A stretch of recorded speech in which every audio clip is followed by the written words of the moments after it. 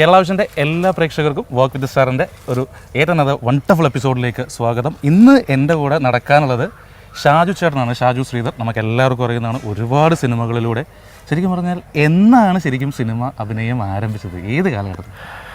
ഞാൻ ആരംഭിക്കുന്നത് 95-ലാണ്. Mimics action 500 എന്ന് പറയുന്ന സിനിമയാണ് എൻ്റെ ആദ്യത്തെ സിനിമ. അതിനുശേഷം എല്ലാം അന്നത്തെ ന്യൂജൻ സിനിമകൾ പോലെ 4 പേരും 5 പേരും ചേർന്ന നായക വേഷങ്ങൾ, പുത്തുമ്പയും പൂവാലന്മാരും, KL7 95 എറണാകുളത്തിനടുത്ത് കിടിലൂർ കിടിലൻ, കളമശ്ശേരിയിൽ കല്യാണമായിരുന്നു, അരമന വീട് 500 ഏക്കറും, എല്ലാം അങ്ങനെയുള്ള സിനിമകളായിരുന്നു. അതായത് ഒരു എന്താണ് ആളുകളെ ഭയങ്കരമായിട്ട് രസിപ്പിക്കുന്ന എൻ്റർടൈനർ ആയിരുന്നു അല്ലേ? പക്ഷേ എൻ്റർടൈൻ ചെയ്യുക ആളുകളെ രസിപ്പിക്കാല്ലാതെ എനിക്ക് വലിയ രസം ഉണ്ടായില്ല. പക്ഷേ ക്യാരക്ടർ റോൾസ് അല്ല, 4 പേര് എല്ലാം വീതിച്ചു തരും. അപ്പം നമുക്ക് ഒരു ഡയലോഗ് ഉണ്ടെങ്കിൽ ആ ഡയലോഗ് 4ആക്കി വീതിച്ചു. പക്ഷെ ഒരു നായകൻ അനുഭവിക്കേണ്ട എല്ലാ പുറമേ അല്ല, ലൊക്കേഷനിലൊക്കെ ദാരിദ്ര്യം ഒക്കെ അനുഭവിക്കുമെങ്കിലും പുറത്ത് പോസ്റ്ററുകളും ബാക്കിയുള്ള എല്ലാം നമ്മുടെ തലകൾ കേരളത്തിലെ എല്ലാ പോസ്റ്റർ, അന്ന് പോസ്റ്ററുകളേ ഉള്ളൂ. ഈ സോഷ്യൽ മീഡിയ ഇല്ല, മറ്റുള്ള പോലെ യൂട്യൂബ് ചാനൽസ് ഇല്ല, നമുക്ക് പ്രൊമോഷൻസ് ഇല്ല, അങ്ങനെ ഷൂട്ടുകളൊന്നുമില്ല. നമുക്ക് അന്ന് പോസ്റ്ററുകളിൽ ഒരു തല വരിക എന്ന് പറയുന്നത് എല്ലാവരുടെയും ഒരു വലിയ സ്വപ്നമാണ്. അപ്പോൾ അത് നമുക്ക് ആദ്യം തന്നെ സാധിച്ചു എന്നുള്ളതാണ്. എല്ലാ സ്ഥലത്തും പോസ്റ്ററുകളിലൊക്കെ നമ്മുടെ തല വരും. എന്നിട്ട് നമ്മുടെ തലയുടെ അടുത്ത് പോയി നമ്മൾ അടുത്തൂടെയൊക്കെ വെറുതെ നടന്നു നോക്കും, കാരണം ആൾക്കാരൊക്കെ ഒന്ന് കാണാൻ. അങ്ങനെ ഈ ഏറ്റവും ആദ്യം നിങ്ങൾ എന്താ പറയുക, ഈ സിനിമ കണ്ടിട്ട് ഏറ്റവും ആദ്യം മനസ്സിലാക്കിയൊരു സമയമുണ്ടല്ലോ, ഈ ആളുകൾ ഇപ്പോൾ ഷാജു ശ്രീധർ എന്ന് പറഞ്ഞു കഴിഞ്ഞാൽ നിങ്ങൾ പുറത്തിറങ്ങി കഴിഞ്ഞാൽ എല്ലാവർക്കും പെട്ടെന്ന് ഐഡൻറ്റിഫൈ ചെയ്യും. പക്ഷെ ആദ്യമായിട്ട് നിങ്ങൾ ഒരാൾ മനസ്സിലാക്കിയപ്പോൾ എങ്ങനെ ഉണ്ടായിരുന്നു അത് എന്നായിരുന്നു, ഓർമ്മയുണ്ടോ? മിമിക്സ് ആക്ഷൻ 500 എന്നുള്ള സിനിമയുടെ മുമ്പ് അന്ന് ഞാനയാണ് വീക്കിലി ഉള്ളത്, ഞാനാ മാഗസിനാണ്. അപ്പോൾ ആ ഞാനയിലൊരു ഫോട്ടോ വരുന്നത് വലിയ ഘടകമാണ്. അപ്പോൾ അന്ന് ഈ സിനിമ വരാൻ പോകുന്നു 10 മിമിക്രിക്കാർ, കേരളത്തിലെ വലിയ അഭിയിൽ തുടങ്ങിയിട്ടുള്ള കോട്ടയം നസീർ, ഞങ്ങളെല്ലാവരും കൂടെ 11 മക്കളായിട്ട് രാജൻ പി ദേവും KPS ലളിതയ്ക്കുള്ള ആ വലിയ സിനിമ വരുന്നു എന്നുള്ള വരവറിയിച്ചുകൊണ്ട് അപ്പോൾ തന്നെ അങ്ങനെയൊരു ഇത്രയും പേരാണ് ഹീറോസ്. അപ്പം അന്ന് മിമിക്രിയിൽ ഞാൻ ഓൾറെഡി ഫേമസ് ആണ്. മിമിക്രിയിൽ മോഹൻലാലിൻ്റെ ആ ഒരു കാലഘട്ടം, അതെല്ലാം ഞാൻ ഏറ്റവും കൂടുതൽ സ്റ്റേജുകൾ പെർഫോം ചെയ്തിട്ടുള്ള സമയമാണ്. അപ്പോൾ അയാളെ സിനിമയിൽ വരുന്നുള്ള സംഭവമുണ്ട്. അന്ന് കത്തുകളാണ്, നമ്മളെ കത്തുകളിലൂടെയാണ് അയക്കുന്നത്. അപ്പോൾ അന്ന് നാനയിൽ വിത്ത് നമ്മുടെ അഡ്രസ്സും കൂടെ കൊടുക്കും ഈ നാനയിൽ. അങ്ങനെ ആ സിനിമ കഴിഞ്ഞ് എത്രയോ പെട്ടിക്കണക്കിന് കത്തുകൾ വീട്ടിൽ വരുമായിരുന്നു. അപ്പോൾ അതിനകത്ത് സൗഹൃദങ്ങളുണ്ടാവും, എന്നെ പ്രോത്സാഹിപ്പിക്കുന്നുണ്ടാവും, പ്രണയങ്ങളുണ്ടാവും, എല്ലാം അന്ന് കത്തുകളിലൂടെയാണ്. അപ്പോൾ വീട്ടിൽ കണ്ടിന്യൂസ് ആയിട്ട് കത്തുകൾ വരും. അപ്പോൾ അത് നാളത്തെ ഒരു നായകനാകും എന്നുള്ള അവരുടെ പ്രതീക്ഷയാണ്. അല്ല, അന്ന് ഈ പറയുന്ന രീതിയിൽ ആ പ്രതീക്ഷ കൊണ്ട് ഒരുപാട് പ്രണയലേഖനങ്ങളും എല്ലാം അതിനകത്ത് വരും. അപ്പോൾ നമ്മളെല്ലാവരും വായിക്കും, രസമാണ്. അന്ന് കത്ത് വായിക്കുന്നത് വലിയൊരു ഇന്നത്തെ സോഷ്യൽ മീഡിയയിലെ കമന്റുകൾ വായിക്കുന്നത് പോലെ കത്തുകൾ വായിക്കുന്നതാണ്. അത് വളരെ ബ്യൂട്ടിഫുൾ ആയിട്ട് അന്നത്തെ ഒരു സമയം നമ്മൾ എൻജോയ് ചെയ്യും.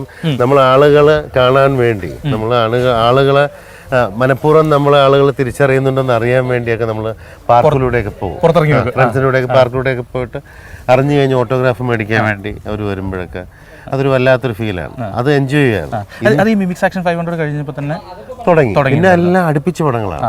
അപ്പോൾ ആ സമയത്ത് നമ്മൾ നായക നിരയിൽ അന്നത്തെ കാലത്ത് മിമിക്രി പടങ്ങളാണെങ്കിലും അങ്ങനെയുണ്ട്.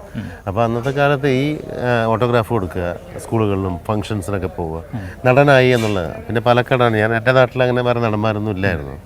അപ്പോൾ അതുകൊണ്ട് തന്നെ അങ്ങനൊരു അതങ്ങ് എൻജോയ് ചെയ്തു, മാനസികമായിട്ടങ്ങ് എൻജോയ് ചെയ്തു. ഇപ്പം നമുക്ക് ചിലപ്പോൾ നമ്മുടെ ചില സ്വകാര്യ നിമിഷങ്ങളിൽ ഒരുപാട് പേര് വരുമ്പോൾ സമയത്ത് നമുക്ക് ചില സമയത്ത് എല്ലാവരെയും നമ്മൾ ടേക്ക് കെയർ ചെയ്യാൻ പറ്റില്ല. പിന്നെ നമുക്ക് ചില സമയത്ത് ഒരു വിഷമം തോന്നും. ചില സാഹചര്യങ്ങൾ നമുക്ക് മൂഡ് ഓഫോ അല്ലെങ്കിൽ നമ്മുടെ ടെൻഷനോ ഉണ്ടാകുമ്പോൾ വന്നിട്ട് ആളുകൾ പറയും. പക്ഷെ അന്ന് ഏത് സിറ്റുവേഷനിലെ ആളുകൾ തിരിച്ചറിയുക എന്നുള്ളതാണ് ഏറ്റവും വലിയ ഒരു കാര്യമായിരുന്നു. ശരിക്കും നേരത്തെ പറഞ്ഞു പാലക്കാടാണ് സ്വദേശം എന്ന് പറഞ്ഞു. ഷാജു ശ്രീധർ എന്നുള്ളൊരു പേരിന് അതിൽ എത്തുന്നതിന് മുമ്പ് പാലക്കാട് ഷാജു എന്നുള്ളതാണ് ഇൻഡസ്ട്രിയിൽ ശരിക്കും എല്ലാ സുഹൃത്തുക്കളുടെ ഇടയിലും. എനിക്ക് പല പേരുണ്ടായിരുന്നു. ആദ്യം മോഹൻലാൽ ഷാജു എന്നായിരുന്നു. അതിലേക്ക് നമുക്ക് വരാം. മിമിക്രി കാലഘട്ടങ്ങളിൽ അങ്ങനെ പറഞ്ഞു, കാരണം അദ്ദേഹത്തെ അനുകരിക്കുകയും അങ്ങനെ വന്ന് എല്ലാവർക്കും ഇഷ്ടമായിരുന്നു അറിയാം. അത് കഴിഞ്ഞ് പാലക്കാട് ഷാജു എന്ന് പറയുന്ന ലിസ്റ്റിലേക്ക് വന്നു. പിന്നെ മോഹൻലാലിനെ പോലെ ഉള്ള അങ്ങനെയുള്ളൊരു വാക്കിലേക്ക് പോയി. ഈ പാലക്കാട് ഷാജുവിൽ നിന്ന് പിന്നെയാണ് ഷാജു ശ്രീധർ എന്ന് പറയുന്ന ഒരു പേരിലേക്ക് ഇന്ന് എത്തി നിൽക്കുന്നത്. അതൊരു ഐഡന്റിറ്റി ശരിക്കും ഉണ്ടായി. അതെ അതെ.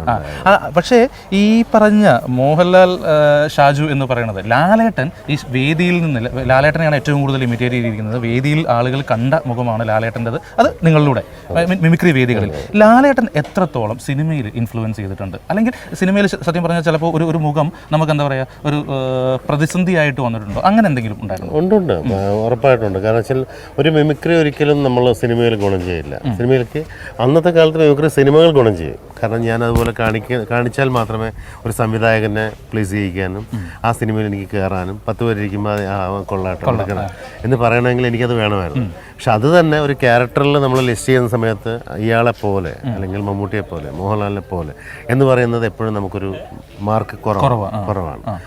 അവർ അത്രയും വലിയ ലെജൻസ് ആണ്. അപ്പം നമ്മൾ അവരെ പോലെ ഒരാളുടെ ആവശ്യമില്ല അവർക്ക്. അവർ ഓൾറെഡി നിൽക്കുന്നത്.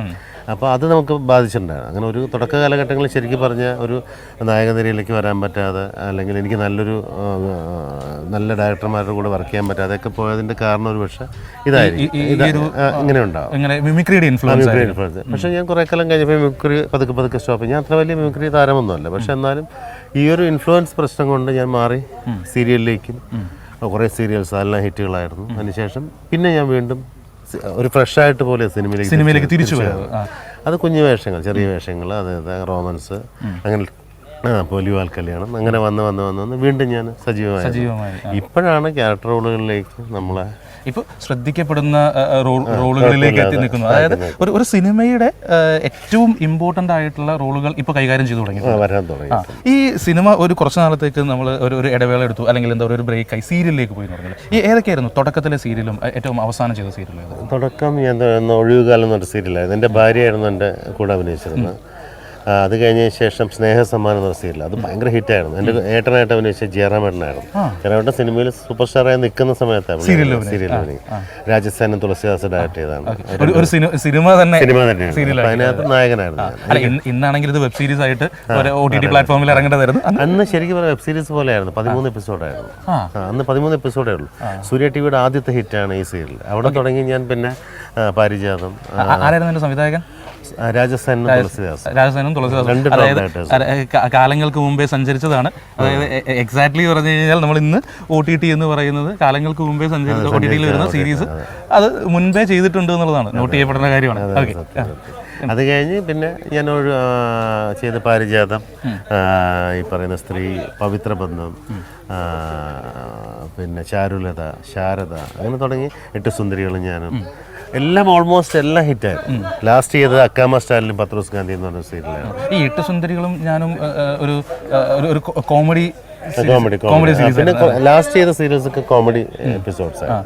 അപ്പോൾ അതിലേക്ക് വീണ്ടും ഞാൻ സിനിമയിലേക്ക് വന്നു. വീണ്ടും സിനിമയിലെ കോമഡിയുടെ ചില സാധനങ്ങളും ചെയ്യാൻ റോമൻസും പുലിവാൽ കല്യാണമൊക്കെ അങ്ങനെ ചെയ്തതാണ്.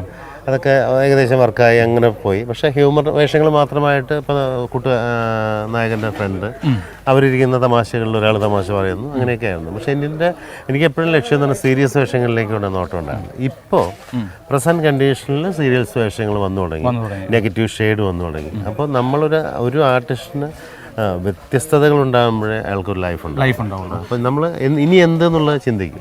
നമ്മൾ കണ്ടു കഴിഞ്ഞു. അതായത് നമ്മുടെ എന്റർടൈൻമെന്റ് ഫാക്ടേഴ്സ് ആളുകൾ കണ്ടു കഴിഞ്ഞു. ഇനി നമുക്ക് എന്താ പറയുക ഒരു സീരിയസ് ആയിട്ടുള്ള അല്ലെങ്കിൽ എന്താ പറയുക കുറച്ചും കൂടി വർക്ക്ഔട്ട് ചെയ്യാനുള്ള ക്യാരക്ടർ റോളുകളിലേക്കുള്ളത് എന്താണ് ശരിക്കും ഇത്രയും നാൾ ചെയ്തു വന്നതിൽ ഏറ്റവും ഇഷ്ടപ്പെട്ട ഏതെങ്കിലും ക്യാരക്ടേഴ്സ് ഉണ്ടോ? നമ്മുടെ മനസ്സിൽ നിന്ന് ഒരിക്കലും ഇതെനിക്ക് എൻ്റെ ഏറ്റവും ഫേവറേറ്റ് ആണ് എന്ന് പറയുന്ന ഏതെങ്കിലും ക്യാരക്ടേഴ്സ് ഞാൻ ചെയ്തുകൊണ്ടിരിക്കുന്നേ ഉള്ളൂ. ചെയ്തതിൽ സാറ്റിസ്ഫാക്ഷനാണ്.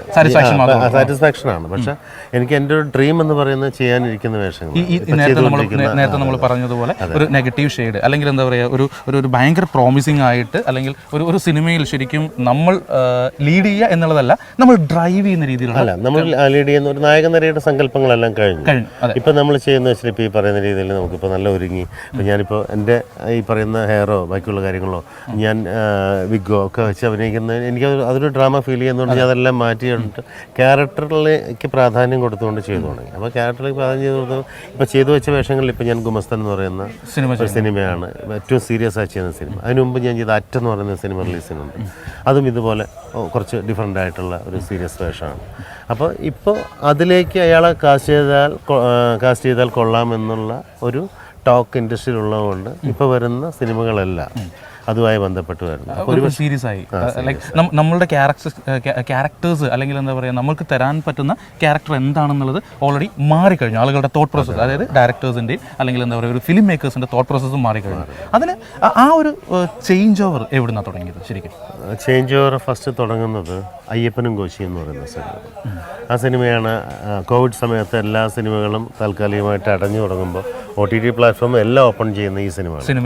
അയ്യപ്പനും കോശി 5-ാം പതിന് 2 ഹിറ്റായിരുന്നു. അപ്പോൾ അതിനകത്ത് 5-ാം പതിന് ചെറുതാണെങ്കിലും വേഷത്തിന് പ്രാധാന്യം ഉണ്ടായിരുന്നു. സീരിയസ് അയ്യപ്പനും കോശിയിൽ വളരെ പ്രധാനപ്പെട്ട ഒരു സീനുണ്ടായിരുന്നു, ടേക്ക് ഓഫ് ആ സിനിമ. അപ്പോൾ അത് രണ്ടും വന്നതോടുകൂടിയിട്ട് മാറ്റി ചിന്തിക്കാം. അപ്പോൾ അങ്ങനെ ആളുകൾ ചിന്തിച്ചത്. അപ്പോൾ നമ്മളിപ്പോൾ ചിന്തിക്കുമ്പോൾ ഞാനൊരു പോലീസ് ഓഫീസറായിട്ട് അഭിനയിച്ചാൽ എല്ലാ സിനിമയിലും പോലീസ് ഓഫീസറായി കഴിഞ്ഞാൽ അതിൽ നിൽക്കില്ല. അപ്പോൾ ഞാൻ കുറച്ച് വഴിമാറി അങ്ങനെ പോലീസ് ഓഫീസറിൽ നിന്ന് മറ്റു ക്യാരക്ടർ അല്ലെങ്കിൽ പോലീസ് ഓഫീസറിൽ തന്നെ വ്യത്യസ്തമായ ക്യാരക്ടേഴ്സ് ചെയ്യുന്നത്. അപ്പം നമ്മളുടെ മെയിൻ വിഷയം എന്ന് വെച്ചാൽ നമ്മളെ ഡയറക്ടർമാരെ എങ്ങനെ യൂസ് ചെയ്യുന്നു എന്നുള്ളതാണ്. അപ്പം നമ്മളുടെ ഏറ്റവും വലിയ എൻ്റെ പ്ലസൻറ്റ് സംഭവം ഇപ്പോഴീ നിൽക്കുന്ന ഇപ്പോൾ ഈ പ്ലാറ്റ്ഫോമിൽ ഇപ്പം നിൽക്കുന്ന കേരള വിഷൻ്റെ ഇപ്പോൾ ഇൻ്റർവ്യൂ